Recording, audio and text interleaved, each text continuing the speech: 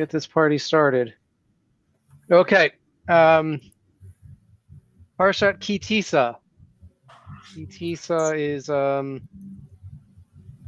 begins with seemingly the continuation of the description of the Mishkan. We have the mitzvah of the Machatzit HaShekel, the half shekel. We have the Kior, the wash basin. And then things take a pretty drastic turn as we're as we read about the Chet HaEgel, the sin of the golden calf. And that takes up a good chunk of the parsha, the description, Moshe's reaction coming down, and then of course we have Moshe's petitioning God to not destroy the people, and that ultimately is successful. We have this at the end, this moment of intense personal revelation that Moshe experiences. There's a lot going on here, and in case you forgot, this week is Purim also. It's Parshas Para this week as well. There's a lot happening. So I wanted to actually build towards just one insight that I saw in the name of the Kutzker Rebbe. I thought it was very powerful, but I think that there's I want to lay the groundwork and try to build towards that. So with that said, let's get started. Let me share our source sheet.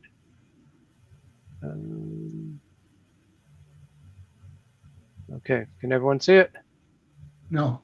No. No. Yes. Okay. Oh, perfect size. Okay. All right. So we are picking up in chapter 32, which is the beginning of the episode, the description of the Chet HaEgel. So we read, Vayar ha'am ki boshesh Moshe la'redet min ha'har, vayikahel ha'am al Aharon, vayomre lav kuma selanu Elohim, asher yochlu lefanenu, ki zeh Moshe aish asher lanu me'eretz Mitzrayim, lo yadanu mehayalo. The people see that Moshe is delayed in coming down the mountain, and they gather by Aaron. They say to him, make for us a God who will go before us, because the man Moshe who took us out of Egypt, we don't know what happened to him. Vayomer alehem Aharon, parkuni izmei hazahav, asher baznei neshechem, b'nechem uvenotechem, v'haviu elai. So Aaron says, okay, take the jewelry that is in the ears of your women, your children, your sons, your daughters, and bring it to me. Right, so many commentators say Aaron thought that this would delay them, that they wouldn't be willing to give up their jewelry so quickly, but that doesn't seem to be the case. So they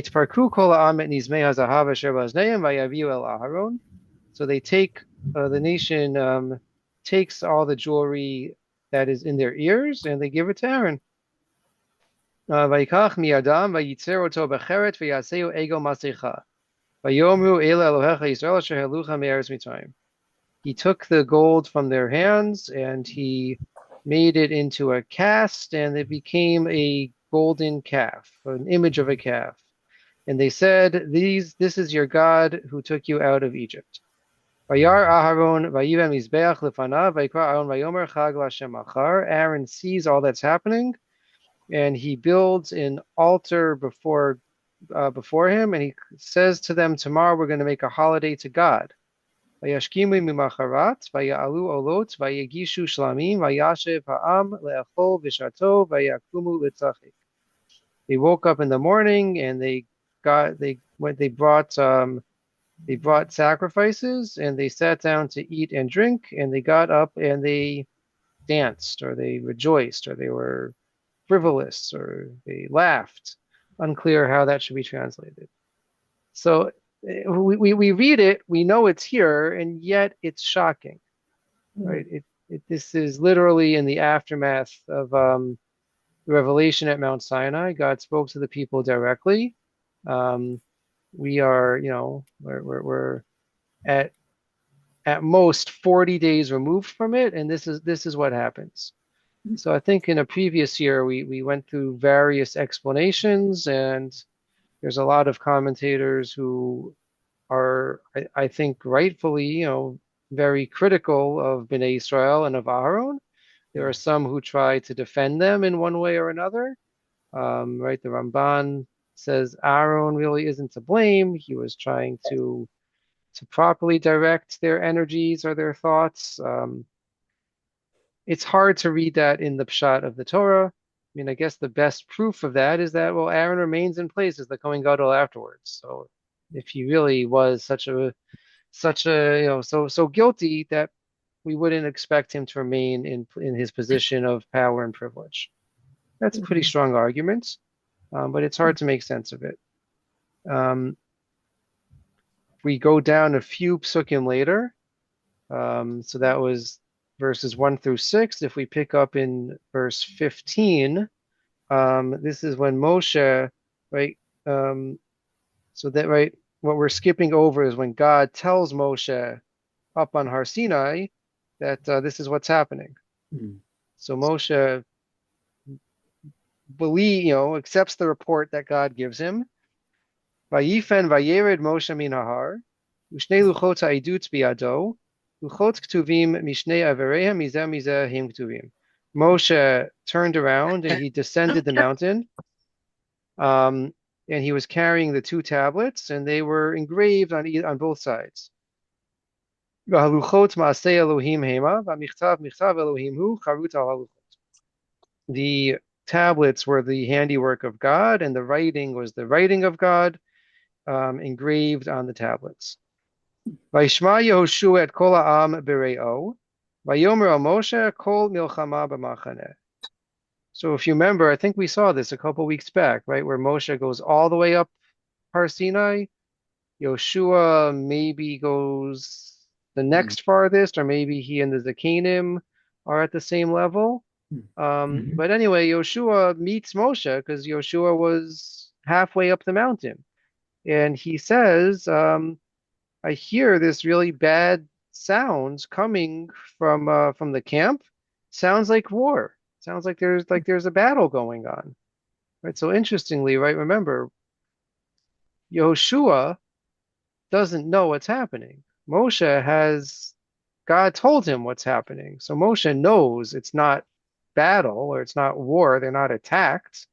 I've heard other really interesting explanations that say, why does Yehoshua think it's the sound of war? Amalek? Okay, well, we read about Amalek, but why would Yehoshua think that? The general. Because he's the general. Yehoshua leads them in battle against Amalek. So a general will always hear things through the prism, the filter of war, which is an interesting suggestion. Vayomer. So Moshe says, Ein kol anot kvura, ein kol anot chalusha, kol anot anochi shomea. Very hard verse to translate. He says it's not the sound of strength and not the strength of weakness. Rather, it's just the sound of anot. It translated here as song. That doesn't sound right to me. Yeah, notes, like the kind of calling. Right, like responsiveness. Yeah. Yeah. Others say it might be like ani, like poor, like it's or answering. Anyway, it says it's not whatever it is. It's not a military sound that you're hearing. Vayikasher karav el hamachaneh. Vayaret ha'egel u'mecholot. Vayichar af Moshe. Vayashlech miyadav et haluchot. Vayishaber otam tachat hahar. When Moshe came close to the camp and he saw the calf and the drums and the dance circles, he was very angry. And he cast the tablets from his hands and he broke them at the bottom of the mountain. Vayikach et ha'egel asher asu vayisrof ba'esh. Vayitchan ad asher dak. Vayizar opnei hamayim vayash get bnei Israel. And he took the calf that they had made and he burnt it and he melted it down and he took water and he sprinkled it on the nation. Okay, so Moshe has a very strong reaction, obviously, to what's going on. A few questions to think about now, and we'll come back to what some commentators say on this. But number one question is, God tells Moshe what's happening, right? Moshe knows. Unlike Yehoshua, Moshe clearly knows what's happening in the camp. So why is he so angry? right? It's exactly what God told him is happening. He already knows. So why such a strong response? The second question to ponder is God tells Moshe what's happening. Moshe says, okay, I'm going to go deal with this. But what does Moshe bring with him when he goes to deal with it? Tablets. Yeah, He brings the Luchot, right. luchot. He brings the tablets. Why does he bring the tablets with him? This seems to have been a deal breaker, right? What Well, it what will be. it will be, but it seems like it already should be. So why does he bring the tablets down with him? That's another interesting question. Um, Wasn't he bringing them to present them to the people? well, that's presumably why originally he was going to bring them, but once he knows that the people are dancing around a calf, God told him what's happening. So why does he still think he's going to present the people with these tablets? Well, he doesn't know how many. Maybe okay, so maybe he doesn't know. Maybe he's thinking it's just a few, right? So we can get rid of the few bad players, but fundamentally, we can still be part of this covenant that God made with us. That's one possibility. Or he's just going to try and sway them from their poor Okay, choice, not okay, realizing how many people it was and how awful it was, and he lost his temper and threw the tablets down. okay, okay. Maybe. So keep that in the back of your mind. I did want to bring. I think we might have even saw this source, but the Kuzari has a take on this story that tries to downplay the severity of it. Um, Mm. I just thought it was interesting. I'm not sure I totally buy it. It's hard to again you read this, you read what the Torah said, and this is very evocative of what we did last night in the wonderful Shir, right? The pshat, what the Torah tells us is pretty clear here. So any attempt to defend the people feels like a stretch. But anyway, this is what the Kuzari says. He says all nations were given to idolatry at that time. Sorry, let me display it on the screen. And I think we've said this before. The Kuzari was written in Arabic. So there's a Hebrew, but the Hebrew is a translation also. So I feel better just reading straight in the English because we're already a step removed from the original. So all nations were given to idolatry. Even had they been philosophers discoursing on the unity and government of God, they would have been unable to dispense with images and would have taught the masses that a divine influence hovered over this image, which was distinguished by some miraculous feature. Some of them ascribe this to God, even as we today treat some particular spots with reverence, going so far as to believe ourselves blessed by their dust and stones. Others ascribed it to the spiritual influence of some star or constellation or of a talisman or other things of that kind. The people did not pay so much attention to a single law as to a tangible image in which they believed. The Israelites had been promised that something visible would descend on them from God, which they could follow as they followed the pillars of cloud and fire when they departed from Egypt. This they pointed out and turned to it, praising and worshiping God in its presence. Thus they also turned toward the cloud which hovered over Moshe while God spoke to him. They remained standing and adoring God opposite to it. Now when the people had heard the proclamation of the Ten Commandments, and Moshe had ascended to the mountain in order to receive the inscribed tablets, which he was to bring down to them and make an ark, which was to be the point to which they would direct their gaze towards their devotions. They waited for his return, clad in the same apparel which they had witnessed the drama at Sinai. What's he saying so far? So far, so good. So far, They're so like, good. He says, hey, this was the way of the world back then, is everyone had some physical thing that they turn their spiritual energies towards. He says, if you look at what God is telling Bnei Israel and what God's done for them up until this point, there has been some physical presence, some physical thing that they could point to as where God's presence should be felt. He says, right, we do this also. We want to feel spiritual. We go for a hike in nature. We go to the Kotel. We go to the Marada Machpelah, to Kever Rachel, right? We go to special places, and so it doesn't seem, this doesn't seem so horrible. But so then he gets right, but now we get to sort of the turning point. He, however, tarried 40 days, although he had not provided. Sorry, someone's got to tell me to scroll down. We're over here. He had not provided. Okay, so Moshe spent 40 days on the mountain. He didn't know that he was going to be up there for that long. They didn't know he was going to be up there for that long. He thought it was going to be a one-day thing, and it was much longer. An evil spirit overpowered a portion of the people. They began to divide into parties and factions. Many views and opinions were expressed till at last some decided to do like the other nations and seek an object in which they could have faith without, however, prejudicing the supremacy of him who had brought them out of Egypt. Okay, again, this was the way that the world operated. There was always some physical manifestation. They weren't trying to deny God, but they didn't know how to worship God without some physical, something tangible. On the contrary, this was to be something to which they could point when relating the wonders of God, as the Philistines did with the ark when they said God dwelt within it. We do the same with the sky and every other object concerning which we know that it is set in motion by the divine will exclusively and not by any ancient accident or desire of man or nature. Their sin consisted in the manufacture of an image of a forbidden thing and in attributing divine power to a creation of their own, something chosen by themselves without the guidance of God. Some excuse may be found for them in the dissension which had broken out among them, and in fact, that out of 600,000 souls, the number of those who worshiped the calf was below 3,000. To Anne's point, okay, it wasn't such a huge number. For those of higher station who assisted in making it, an excuse might be found in the fact that they wished to clearly separate the disobedient from the pious in order to slay those who would worship the calf.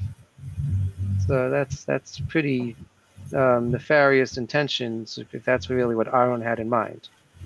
This sin was not on a par with an entire lapse from all obedience to him who had led them out of Egypt, as only one of his commands was violated by them. God had forbidden images, and in spite of this, they made one. Okay, it wasn't a rejection of God, it was a rejection of one of God's mitzvot. They should have waited and not assumed a power. They have arranged a place of worship and altar and sacrifices. This had been done by the advice of the astrologers and magicians among them, who were of the opinion that their actions based on their ideas would be more correct than the true ones. They resembled the fool of whom we speak. Okay. At the same time,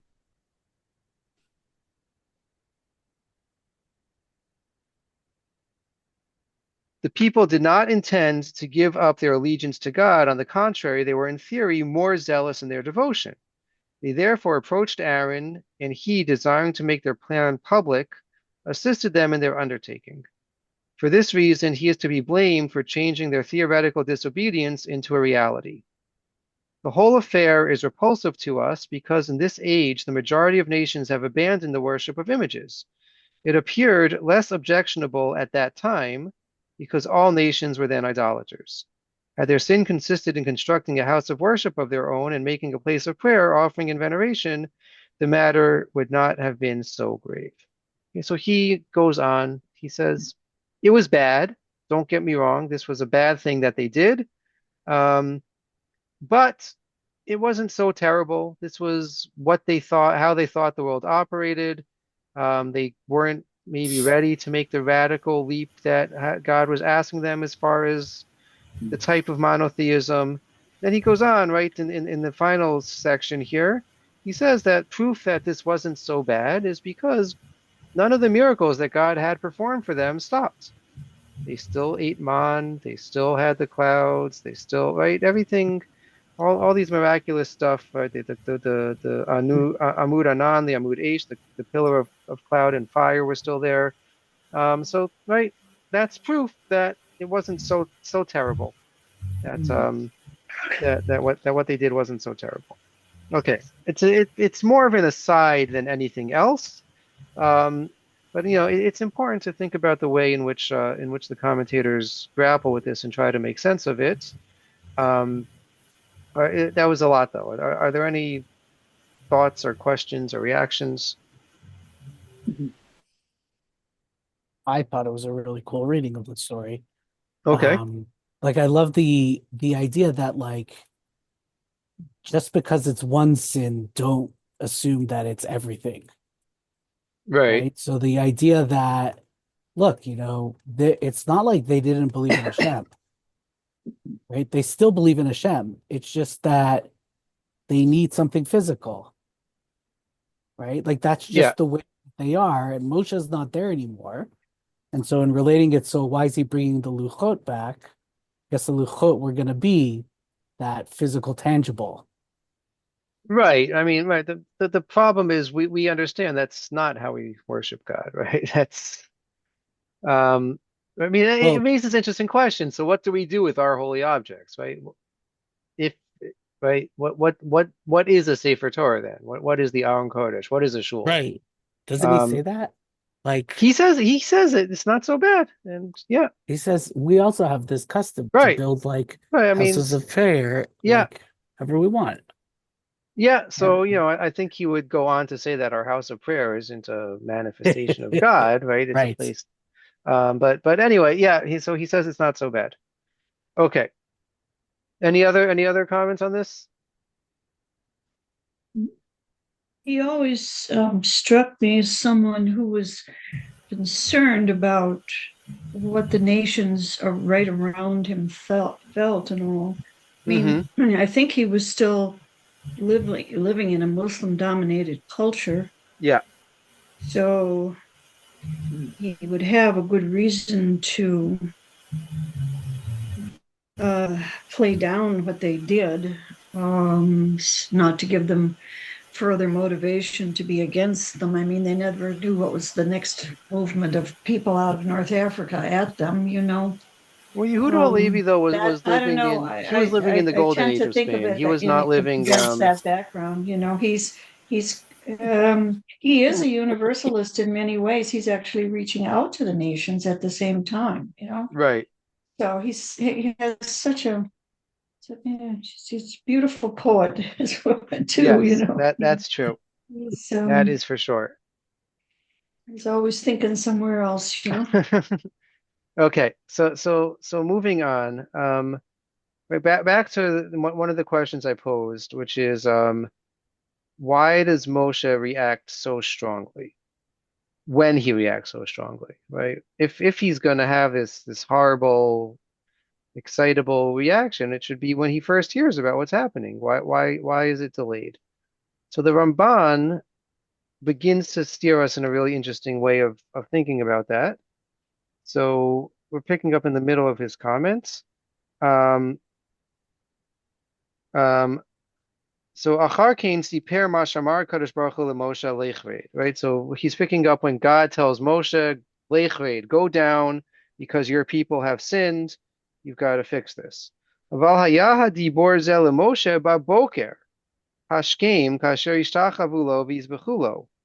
So when God tells Moshe, go down, right, go deal with this situation, that's in the very first thing in the morning when they're first worshiping the calf.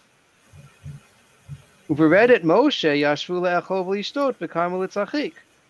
Right? But remember, when Moshe comes and finds them, he sees that they are eating and drinking and rejoicing and dancing and singing and doing much more. So what the Ramban is saying is that there was time that passed. It takes time to walk down a mountain, even a short mountain like Har Sinai. So there was a passage of time in which the situation devolved even more. So according to this, Moshe has such a strong reaction because what he's seeing is different than what he had been led to believe was happening, which is interesting, right? I think we forget that there has to be the natural way that these things play out also, and so we need to account for that. I'm going to come back to sources 4 and 5. So right, Reb Tzvi Elimelech of Dinov, This is a Hasidic commentary I found on Sefaria. I can't tell you much more about him. But he raises basically the same question. Vayar vayehi kasher karav el machane vayar. Right, Moshe comes close to the camp and he sees them dancing. Shekvar yadah inyan amirat ma'amaro yitbarach.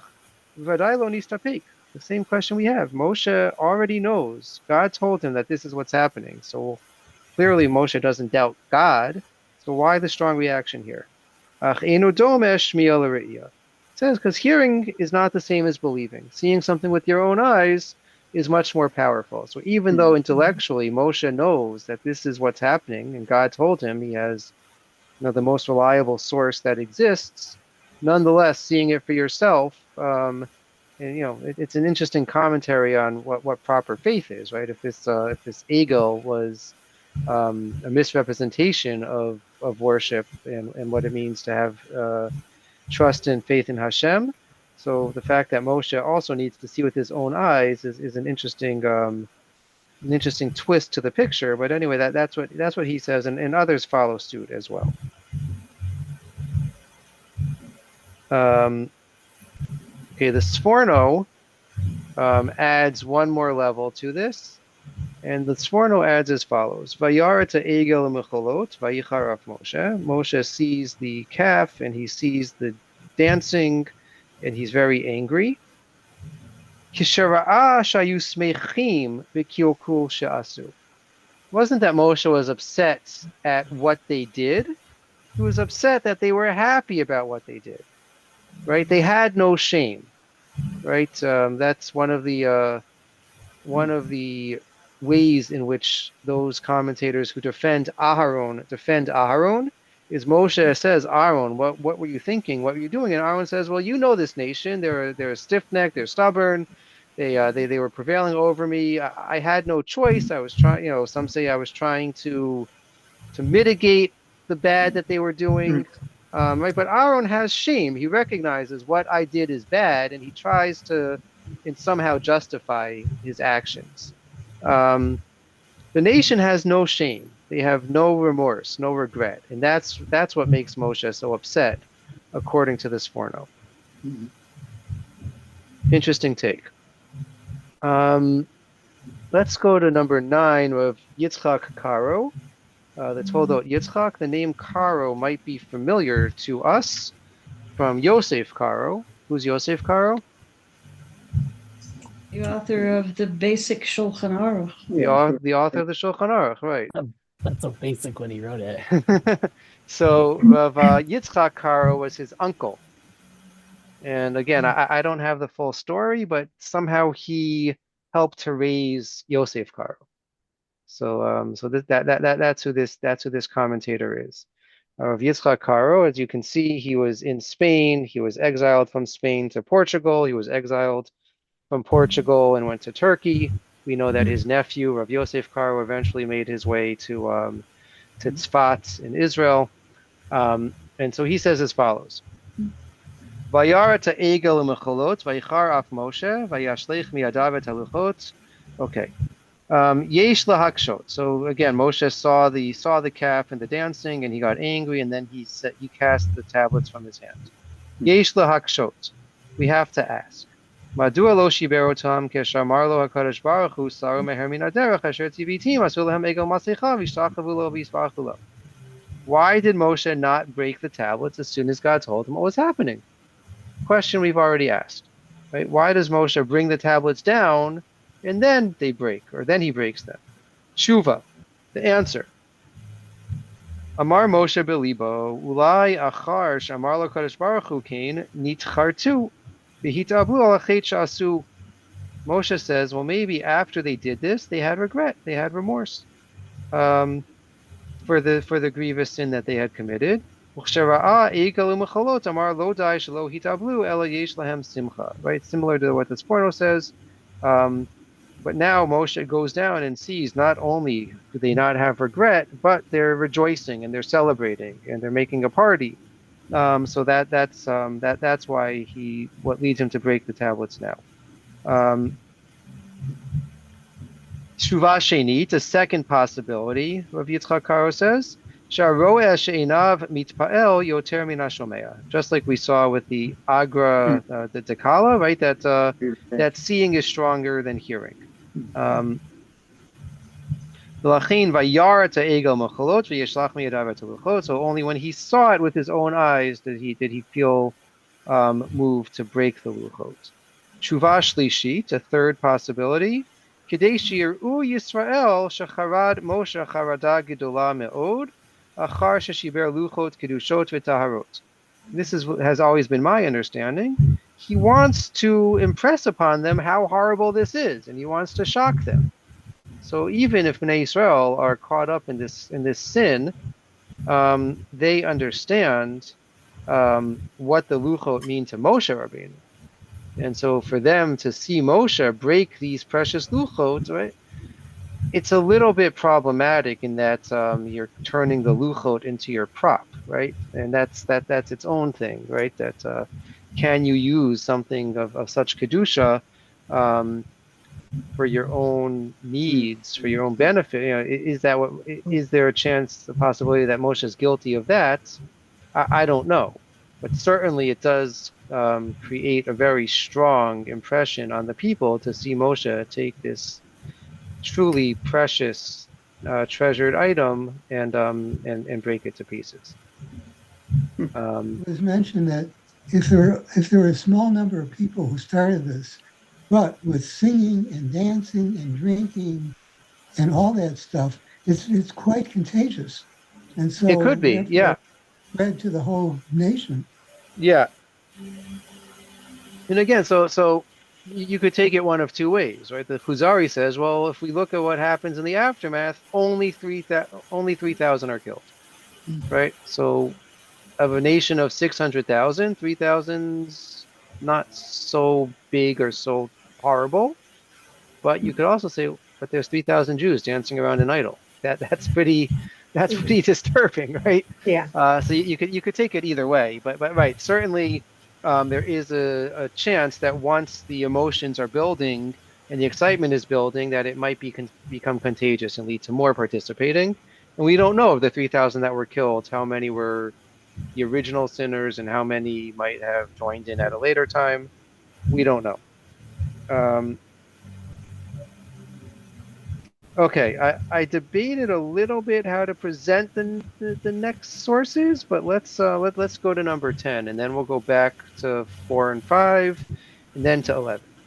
So number 10 is the book from Reb Chaim Sabato, um, and he brings an idea in the name of Reb Chaim Yaakov Goldvicht, who was the Rosh Hashiva at Kerem B'Yavne. My Is that Rosh where you Hashiva, is that where you went, Avi? part of my time. Okay. Mm. And who was teaching it in the name of Yitzchak Hutner. Okay, so we've got the Masorah right here in this very source.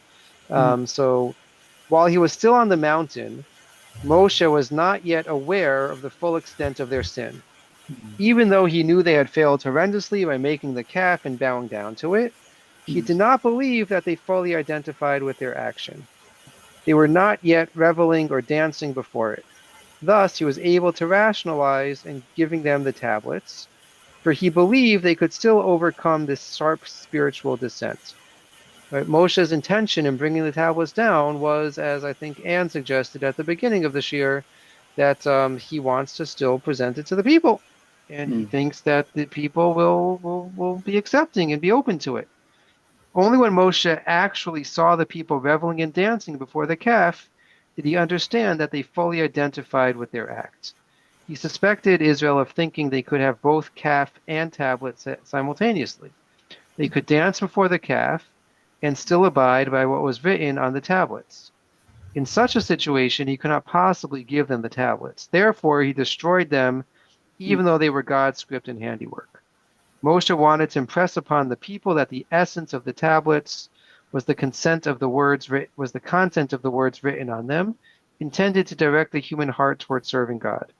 The proof that God agreed with Moshe's action is found in the Talmud, which states that the second set of tablets were placed side by side in the ark with the fragments of the first set. Okay, so according to this understanding, Moshe again didn't, even though God told him what was happening, Moshe didn't fully understand how immersed in sin the people were. He thought that this was more of a superficial thing that could be easily rectified once they saw what they were giving up on. But that either they were so misled, perhaps as the Kuzari says, that they thought they could dance around this calf and still accept the luchos, that in their mind the dancing around the calf wasn't so horrible, or that they had just, gotten to a point of no return, as it were. Okay, I'll pause again for any thoughts or comments on the set of stuff we just looked at.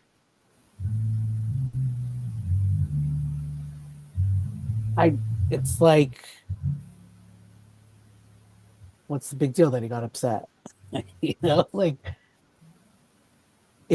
I guess, like, where's there, some people are asking the question from, didn't he already know, so he shouldn't be upset? And some people are asking the question of, like, why is he breaking the luchot if he already knows? So there's even Right, different levels of anger that we're assuming, right? right. It's also interesting that right, the question about Moshe getting so upset and right, well, like what gives him the license to break the luchos, right? Like that in itself is a direct rebuke, perhaps, of the people, right? That Moshe takes what we would think to be the most sacred object, says because you're worshiping an object, you can't handle this, right? That maybe it's the nuance of right what makes the calf different than the luchot. If they think the calf is just a way of directing their spiritual energy, so that's maybe what some people see the luchot as being. So maybe that's why Moshe breaks it specifically to teach them, no, any physical thing cannot be worshipped and cannot be equated with worshiping God. There's a place for it, but it's not the same. And maybe there's like that. That's part of the lesson that he's trying to teach them. I don't know. Um, yeah. So what I found He's really in. he's giving them a trial by ordeal, Mhm. some of them, like the sota. So he's trying to perhaps convey to them how very serious Hashem considers his relationship with us, like a husband and a wife. Yeah. So perhaps that is one of the things that he's getting at. He's trying to use this as an opportunity to teach them what's going on, really. Right. I mean, Perhaps. there's a medrash. Maybe this is what you have in mind. There's a beautiful medrash, and one of my favorite Sfat Emets, which I've taught in previous years, says that what Moshe was doing was, if the Torah was the ketubah between God and the Jewish people, so Moshe was annulling or ending the marriage, right? If we entered into a marriage covenant, a marital covenant with Hashem in some way, so by breaking the luchot, Moshe is saying that the marriage is null and void, and so that's really harsh. But the Sfat Emet takes it and says, well, this was actually a great act of love that Moshe was showing, a great act of kindness, because better, right? Because if the contract is still in place, then Bnei Israel are committing adultery. So better that they shouldn't be married, and sin, a sin of passion. It's still a horrible thing, but it's not at the same level. And so Moshe was trying to somehow save them or mitigate their severity of their punishments, is another way that many read this. Um, so I said at the beginning, I want to bring this all to a comment of the Kutzker, and he reads our passage, a passage of Moshe coming down and breaking the luchot, in contrast to what we read a few weeks earlier in Parshat Yitro, when Bnei Israel got the Torah.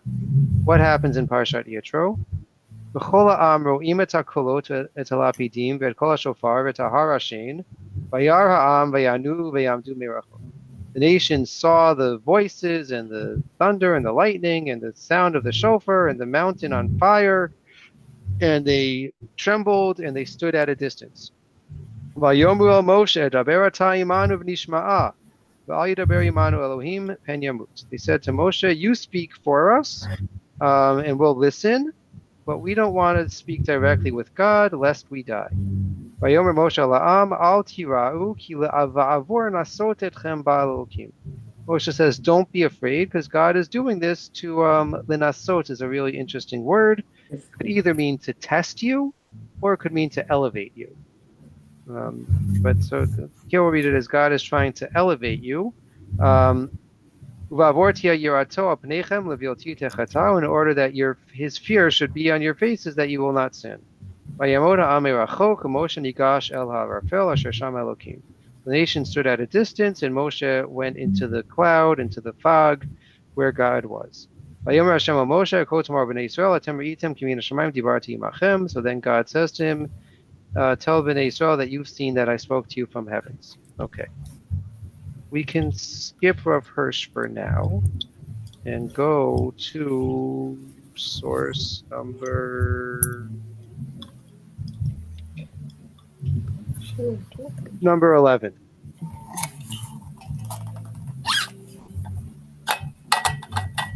Okay, so this is from Rabbi Dr. Jerry Hochbaum. I wasn't able to find online the Kutzker that he's referring to, but I think he sums it up beautifully.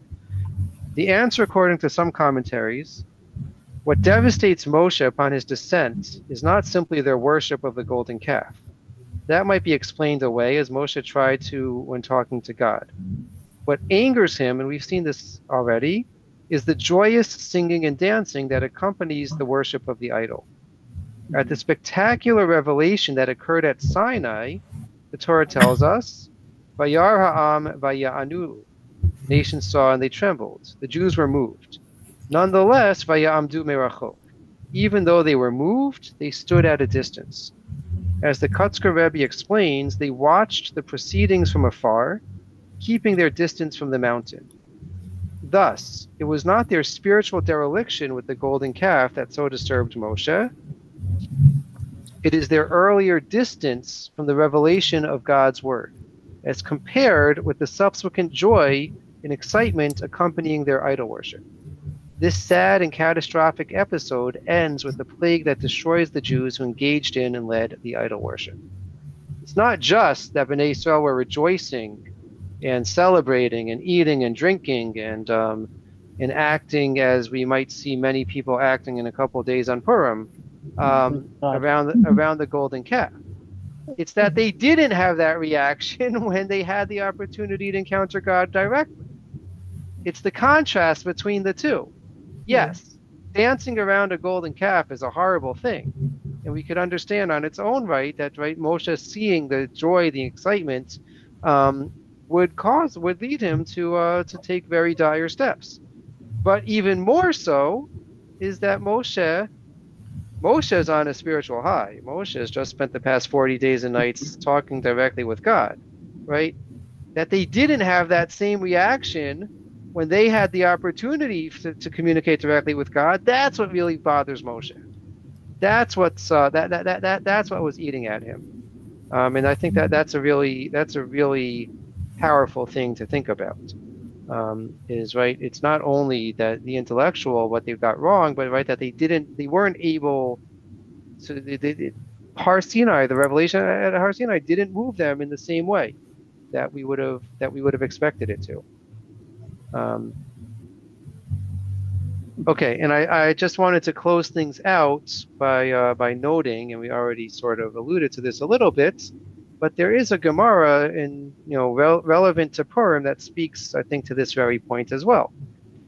The Gemara in Shabbos tells us that Bnei Yisrael stood at the bottom of the mountain. Literally, betachtit could be translated as underneath. Amar Rav Avdimi bar Chama bar Chasa milamed shekafa hakadosh baruch hu aleim et ahar kigigit. This teaches that God held the mountain over their heads like a vat, like a roof. And he said to them, if you accept the Torah, great. If not, then this will be your burial place. Amar of Acha bar Yaakov, Mikan modar rabba l'oraita.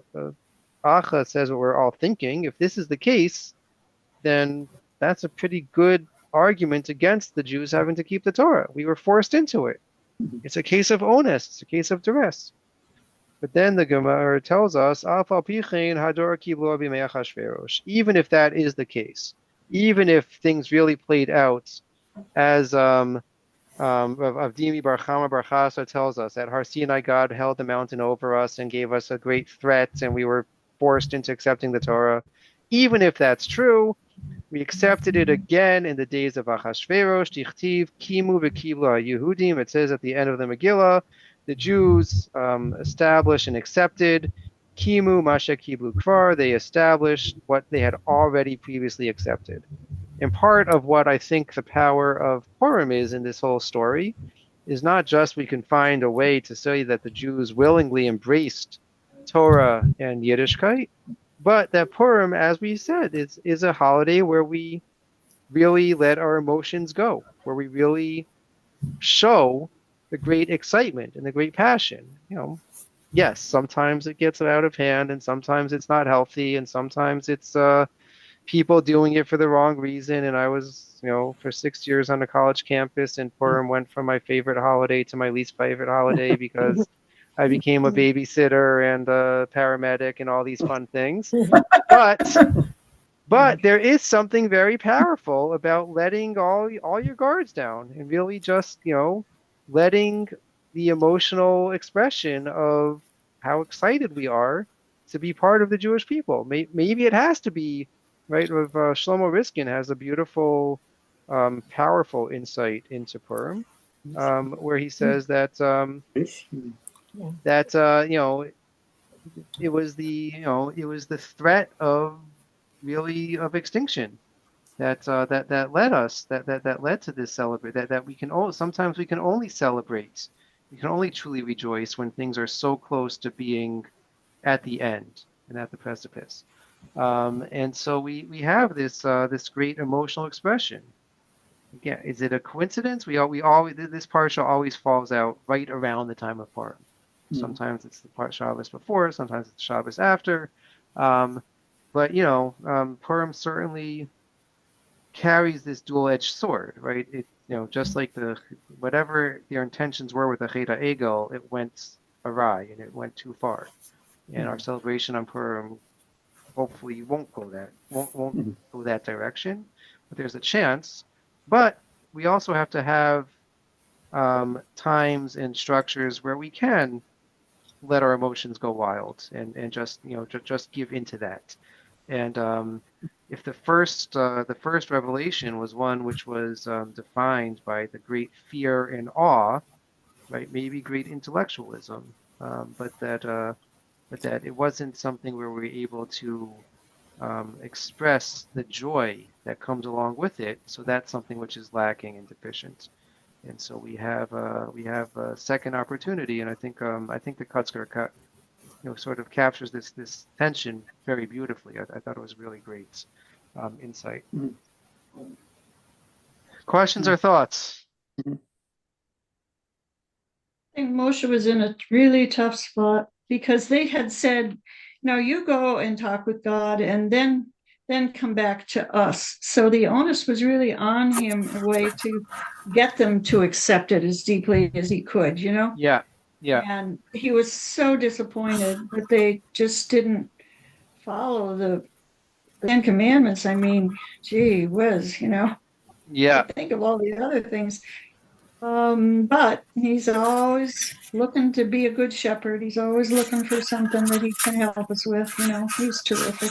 Just wonderful. And we're fans of yeah. Moshe. We're fans of Moshe, is what you're saying. Oh man, yeah.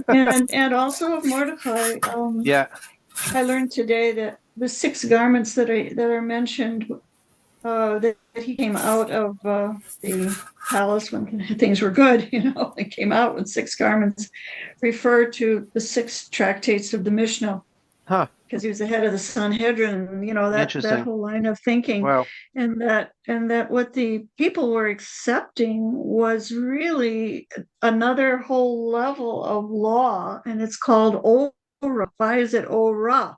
Basimcha. The Ora is the mode of accepting the law in a way in which we are co-creators of the law together with Hashem. I've been learning that over the last couple of weeks.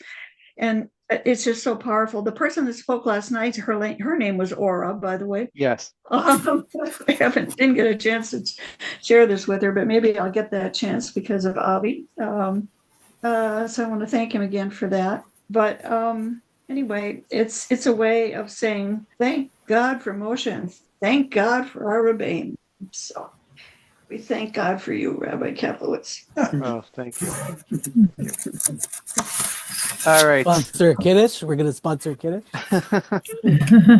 On that note, so Thursday is the Tiniest Esther, the Fast of Esther. I think it begins at 6:01 a.m. if I'm not mistaken.